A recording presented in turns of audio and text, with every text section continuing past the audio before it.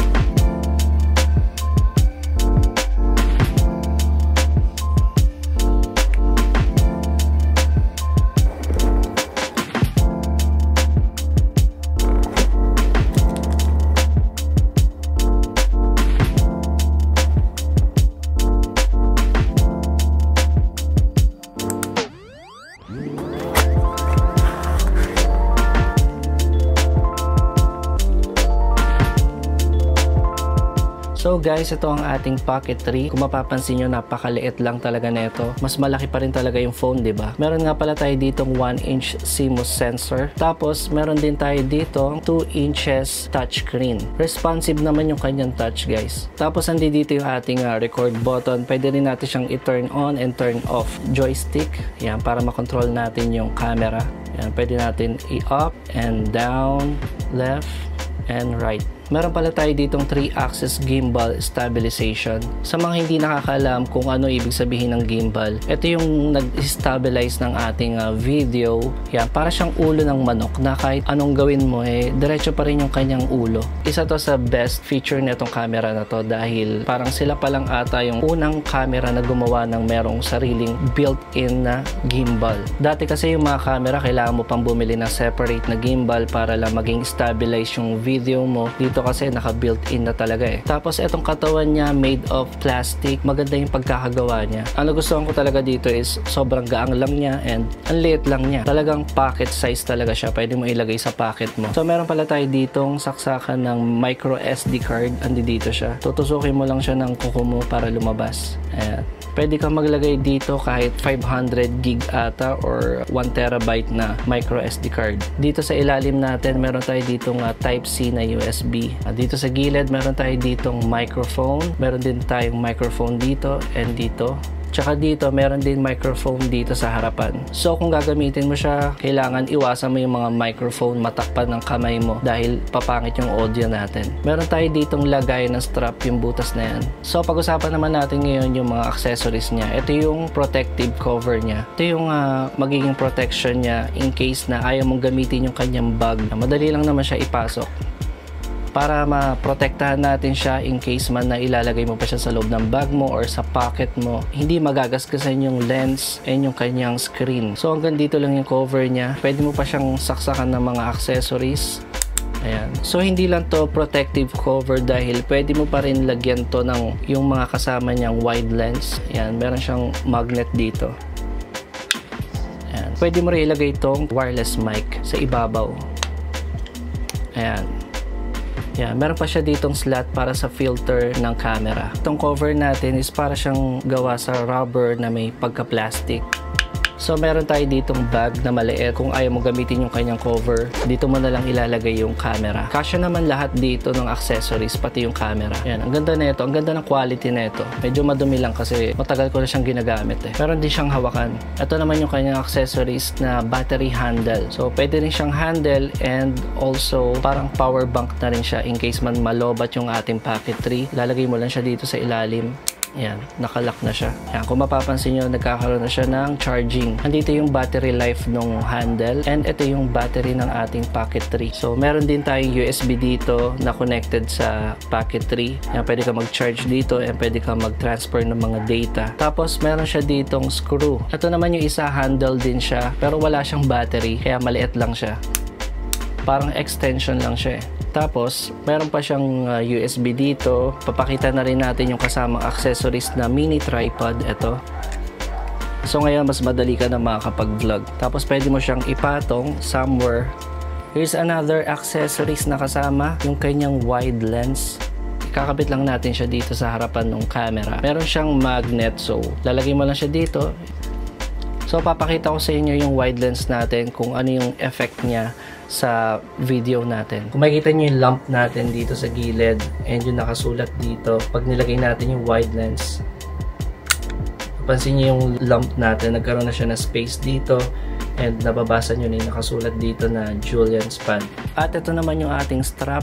Okay naman yung kanyang quality pero hindi ko siya talaga ginagamit. And last na accessories na ipapakita ko sa inyo, ito yung pinaka-favorite ko talaga, yung DJI wireless mic 2. Marami rin dong feature talaga na mas maganda kaysa dun sa unang version. Sobrang useful talaga neto para sa akin and dahil sobrang dali lang netong gamitin. Actually, pag na-connect mo na siya dito sa Pocket 3, yan, every time na ito turn on mo to. So, pag tinurn on mo tong dalawa, yan, umilaw na. Automatic yan.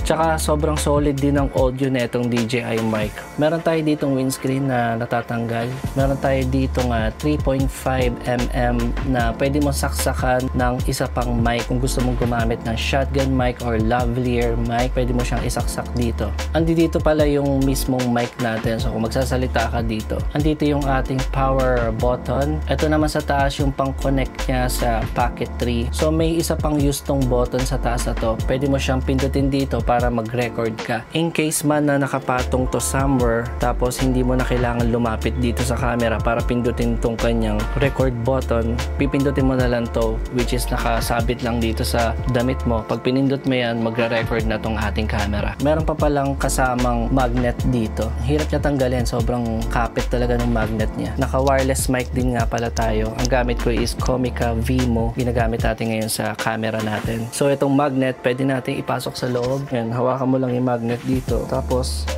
so ganyan na itsura natin pag naka-magnet lang siya. Pwede rin baliktad. Dito natin lalagay sa loob yung mic. Nandito sa labas yung magnet para hindi siya halata. So meron pa pala tayong clip dito kung ayaw mong gumamit ng magnet. In case na gusto mo naka-clip lang siya, pwede rin. Ganyan. Ang maganda dito sa wireless mic natin is meron siyang sariling record button. So, pag in-open natin siya, yan, pag nagbo-blow na siya, ibig sabihin, naka-open na yung ating wireless mic. Yan, kung mapapansin nyo, nagbi-blink siya, ibig sabihin, hindi pa siya naka-connect dito dahil nakapatay pa to eh. Pero once na in-open natin yung Pocket 3 natin, yan, magko-connect na siya, tsaka steady na yung ilaw. Pag pinindot natin ng power button ng isang beses, yan, magbabago siya ng kulay, magiging color green na siya. Ibig sabihin naman nun, naka-noise reduction na tayo. Pwede ka mag-record sa kanya na kahit hindi mo ginagamit yung Pocket 3. Pipindutin mo lang to. Pwede ka mag-record dito up to 11 hours. Maganda rin pala yung battery life nito. Umaabot din ng buong araw yung pagre-record ko gamit ito. Meron tayo ditong USB para mag-transfer ng mga data na galing dito, yung mga na-record natin, or pwede rin natin siyang gamitin pang charge netong mismong wireless 2. Napakaganda ng design neto. Transparent yung harap niya, pero gawa lang siya sa plastic, pero okay naman, maganda naman. So ngayon guys, paparinig ko sa inyo yung quality netong DJI wireless mic 2 natin. Dito gumamit kayo ng earphone para marinig nyo talaga yung quality ng ating audio. So ito na yung boses natin galing sa DJI mic 2. Testing 1, 2, 3. Balik tayo dito. Testing 1, 2, 3. Testing 1, 2, 3. So ano ang mas maganda na tunog sa kanilang dalawa? Ito naman ngayon ang audio natin na merong nakakabit na windscreen. Sound check, mic 1, 2. Sound check, mic 1, 2. So para saan nga ba itong windscreen? Siyempre para sa hangin, in case na pag nagsasalita ka ng medyo malapit sa mic, siyempre yung hangin natin napupunta doon sa mic and masisira yung audio natin pag walang windscreen. Ang maganda talaga dito sa DJI na to is pwede mo siyang kabitan ng iba pang mic. Naririnig nyo ngayon is ito ng shotgun mic natin. So ito yung ating test ng BYMM1 na Boya. Nasa 1,000 plus ko lang ata nabili to. Ito yung advantage ng DJI mic dahil etong Comica natin is wala siyang saksakan ng 3.5mm. So ito lang talaga yung gagamitin mo. Wala ka na ibang choice. Okay guys, dito naman papakita ko sa inyo kung paano natin siya gagamitin. Napakadaling gamitin lang nito para sa mga beginners. First, turn on muna natin siya. Pwede natin siyang i-turn on dito. Ayan. Or pwede rin natin siyang i-turn on pag pinindot natin tong red na button. Meron lang tayo dito nga joystick tsaka power on and off, and ito na rin yung kanyang recording button. Pag pinindot natin ng double click yan, babalik siya sa center. Pero pag triple click, magiging selfie mode na siya. Tapos tatlong click ulit para maging front view. Pag magre-record ka na, pipindutin mo lang tong red button. Recording na.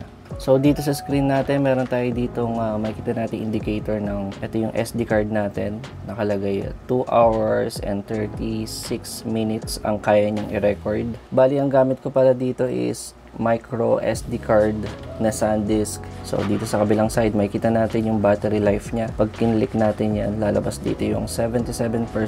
So meron tayo ditong zoom in, zoom out. I-hold mo lang siya para mag-zoom in and zoom out. Pag kinlik mo tong zoom natin, magiging parang gimbal na siya. Magiging up and down na siya. Ayan. Malilipat naman dito ngayon yung zoom in and zoom out natin. Ito na yung magiging zoom in and zoom out. So, i-click natin ulit tong nakalagay dito. Tapos yan, magiging gimbal mode na ulit siya. Dito naman sa baba, meron din pindutan dito para maging selfie mode and yung kanyang front cam. Tapos dito naman yung kanyang resolution. Makikita natin dito is 2.7K 60 frame per second. Dito naman yung option ng ating mga videos, photos, and dito naman, ito naman yung mga arrow na to is parang features lang naman siya. Face auto detect. Yan, itong side na to is dynamic framing. Ito naman yung spin shot natin.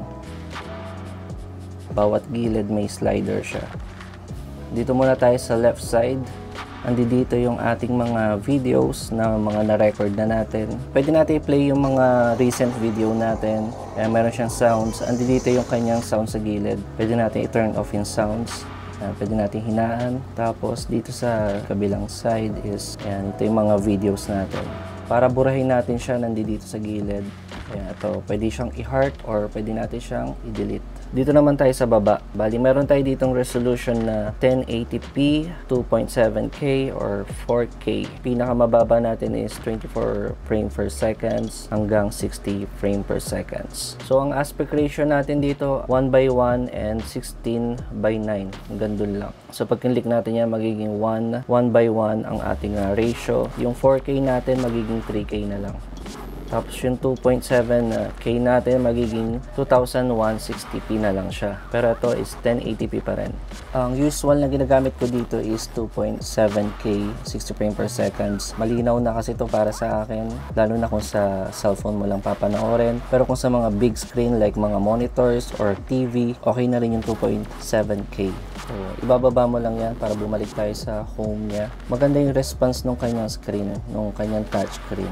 Yan. Unlike dun sa GoPro ko, medyo nahihirapan ako pindutin. Minsan hindi siya kumakagat eh. So dito meron tayong dalawang option sa right side. So pag naka-highlight na yellow yan, yung Pro natin, ibig sabihin naka-Pro tayo. Pag hindi pala naka-highlight tong Pro natin, ibig sabihin naka-automatic na tayo sa lahat. Exposure, white balance. Pag pinindot natin yan, mag-highlight na yung kanyang Pro. So kung beginner ka, hindi mo magagets masyado to. Exposure, check natin yung exposure. Ayan, meron ditong manual and auto. Yan, nandito yung kanyang shutter speed, 160. And yung ISO natin is 400 hanggang 3200. Yung shutter speed up to, taas din pala, no? 8,000. Meron tayo ditong white balance. Yan, pwede natin siyang babaan. 2,000 Kelvin. So, ang pinaka-highest natin dito is, yan, 10K.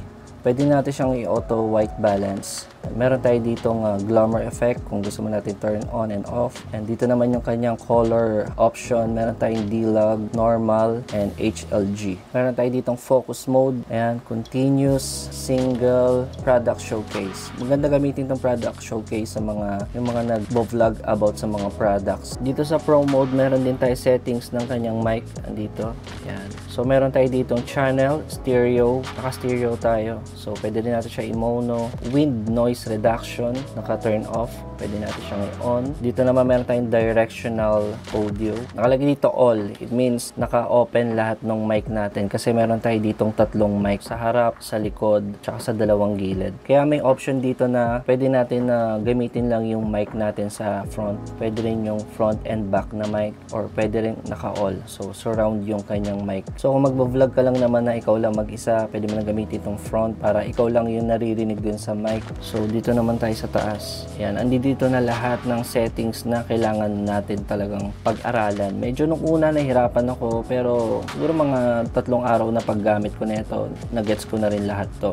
So, dito, ayan yung ating mga profile mode. Pwede kang gumawa ng sarili mong settings, isi-save mo siya dito. So, dito sa settings na to, pwede mo talagang kalikutin lahat ng exposures and yung white balance and isi-save mo lang dito. So, dito tayo sa parang bilog na to.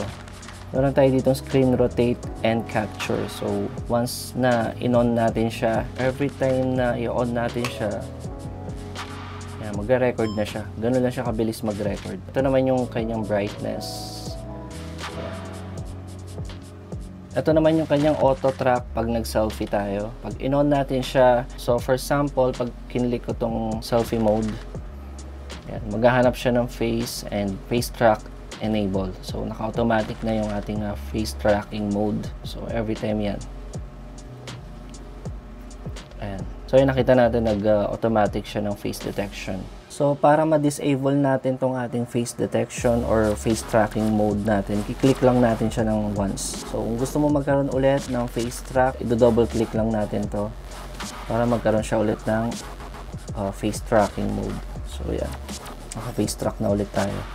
Okay, dito naman tayo. Ito naman yung settings ng gimbal. Meron tayo ditong follow, tilt lock, and FPV.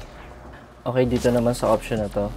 Ito yung speed ng ating gimbal. Kung gusto mong bilisan yung galaw ng gimbal or slow lang para smooth lang yung video natin. And ito yung default, yung normal. Kung sa mga fast moving objects natin, magagamit natin to. So, ito pala yung orientation natin. Pag naka-auto rotation tayo, pag naka-landscape tayo, pwede natin siyang i-tilt. Continue mo lang. Yan. Naka-portrait mode na tayo. For example, kung naka-portrait lang tayo, kahit i-turn natin siya ng landscape, yung video natin is portrait pa rin. Ito naman yung landscape natin. So, yan. Pag nag-video ka ng landscape, pwede mo siyang i-turn ng ganito. Tapos, continue mo lang.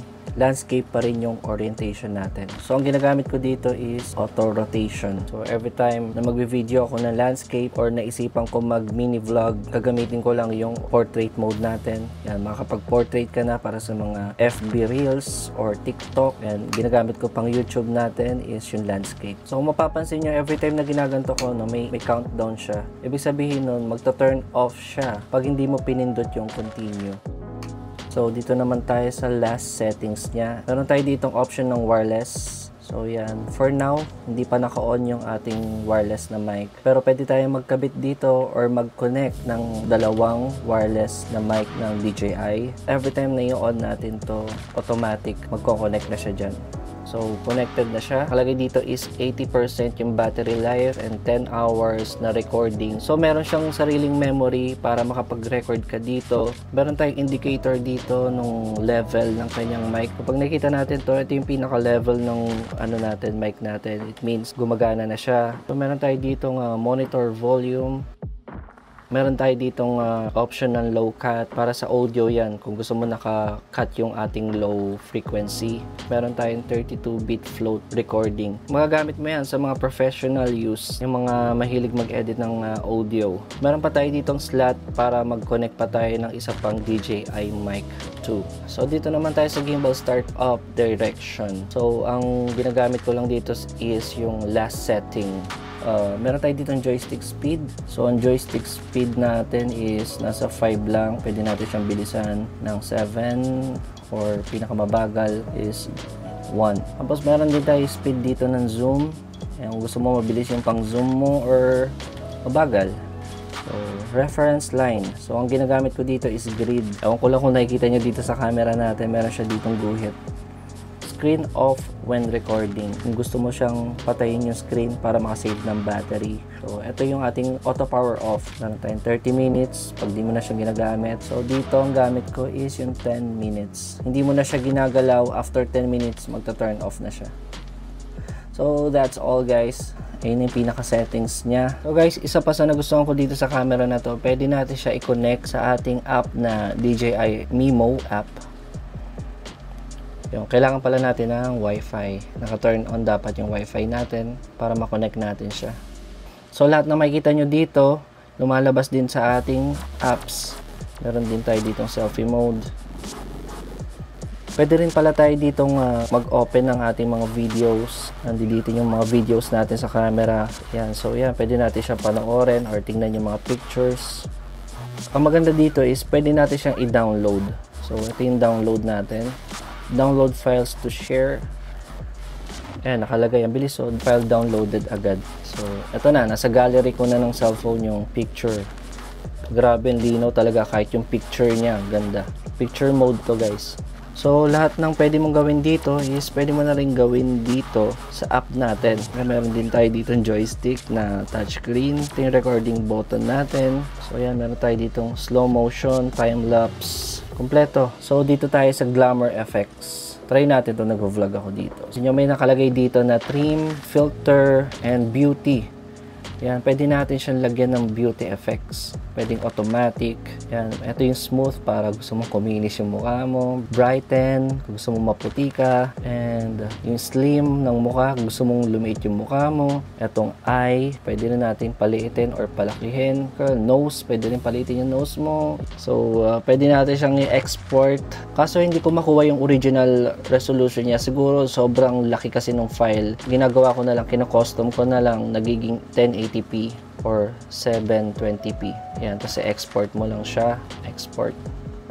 Yan. Medyo matagal nga lang talaga pag nag-export ka ng file. Lalo na kung mas malaki talaga yung data mo. Or nag-record ka ng mahaba-haba na video. Medyo matagal talaga yung exporting niya.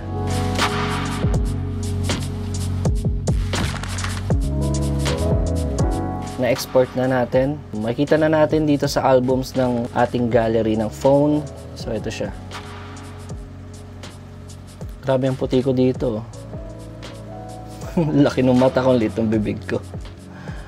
Sobrang kinis ng mukha ko dito eh. So yun yung ating DJI Mimo app. Very useful to. Ipi-place mo lang siya somewhere, lalo na sa mga gigs ko. Kuwari nagigitara ako, lalagay ko lang siya sa gilid ko. Kasi itong ating cellphone, dito ko na lang siya minamanage lahat. Dito ko na siya kinokontrol sa aking cellphone. Nakalagay lang to sa harapan ko or nakamount siya sa mic stand ko. Tapos doon ko na siya ginagalaw kung saan ko siya gusto itutok.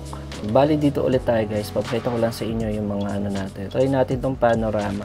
Pakita ko lang yung sample sa inyo. Subukan natin yung 180. Yeah, may countdown siya dito kung gusto mo naka 3 seconds countdown. Ayan.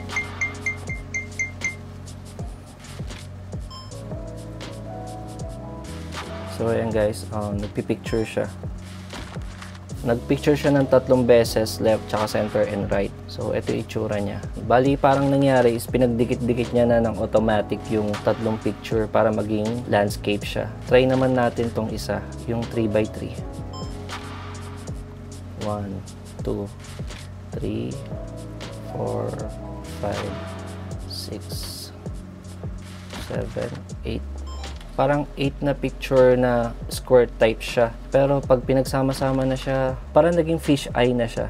So, ang ganda na itong feature na to, no? Yung panorama. Pwede mo rin palang gamitin to ng Pro mode or naka-automatic. So, punta naman tayo dito sa photo. Meron tayo ditong aspect ratio na 16:9 and 1:1. Meron din tayo ditong countdown. Meron akong gagawin na vlog about this sa mga photos niya. Kung maganda ba yung quality ng photo na itong camera na to. So, subscribe kayo para makita niyo yung mga ginawa kong photos na sample. Ito naman yung low light natin. Dito sa low light, meron tayong dalawang option lang ng resolution, 1080p and 4K. Hanggang 24 up to 30 frame per seconds lang siya. Pwede rin natin siyang i-pro mode. So, yun. Dito naman tayo sa may slow motion. So guys, dito pala sa slow motion video natin, meron tayong option na 1080p, 120 frame per seconds. Kung gusto mo na sobrang bagal talaga, ito 240. Pero hanggang 1080p lang yung resolution. Dito naman sa 2.7K, meron tayong 120. Dito naman sa 4K, 100 frames per second and 120 frame per seconds. Pwede rin natin siyang gamitin as automatic or naka-pro mode. Ito naman yung last option natin, yung time-lapse. Yan, meron tayo ditong hyper-lapse, time-lapse, motion-lapse. So, ito maganda to motion-lapse na to eh. Ginagamit ko to. Ito yung left to right natin na move nung gimbal or right to left. Pakita ko na lang sa inyo yung mga sample videos na ito mga to. So guys, that's all. Napakita ko na halos lahat ng settings niya, kung paano siya gamitin. Kung gusto mo pang makita yung ibang vlogs ko about this camera, subscribe kayo sa aking YouTube channel, Julian String Vlogs. Meron akong gagawin mga videos pa about this, yung mga cinematics, yung ating outside world na vlogging. Yan, kung ano pa yung kayang gawin netong camera na to. Don't forget to like this video kung nagustuhan mo to. Thank you so much for watching. See you on the next one. Ciao!